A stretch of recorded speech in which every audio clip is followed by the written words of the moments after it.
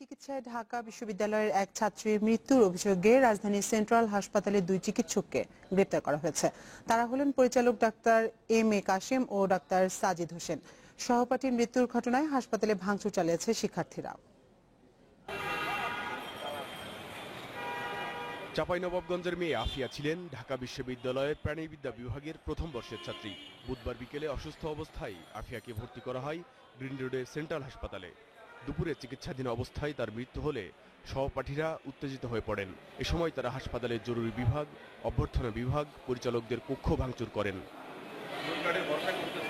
শিক্ষার্থীদের অভিযোগ, আফিয়া ডেঙ্গু জ্বর নিয়ে হাসপাতালে ভর্তি হলেও তাকে ক্যান্সারের চিকিৎসা দেওয়া হয়।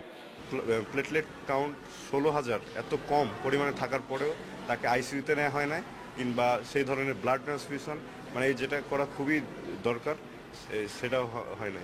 ভুল চিকিৎসার জন্য ডাক্তারের এবং কর্তৃপক্ষের সর্বোচ্চ শাস্তি দাবি করি এবং এইরকম কোনো বাংলাদেশের কোনো হাসপাতালেই যেন এরকম অপমৃত্যু না ঘটে।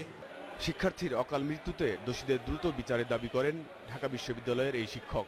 কথা হচ্ছে যে সকাল 10টা পর্যন্ত আমার ছাত্রী যদি ব্লাড ক্যান্সারে ভুগে থাকে, সকাল 11টায় কি করে আবার ডেঙ্গুতে সেটি টার্ন নিল। এখানে যদি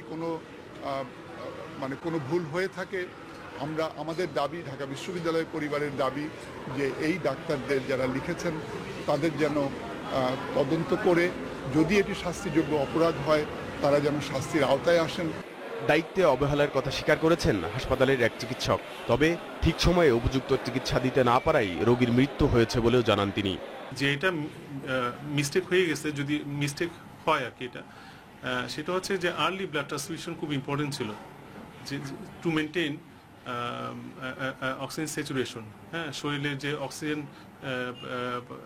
অক্সিজেনের চাহিদা সেটা মেটানোর জন্য আর্লি ব্লাড ট্রান্সফিউশন উচিত ছিল।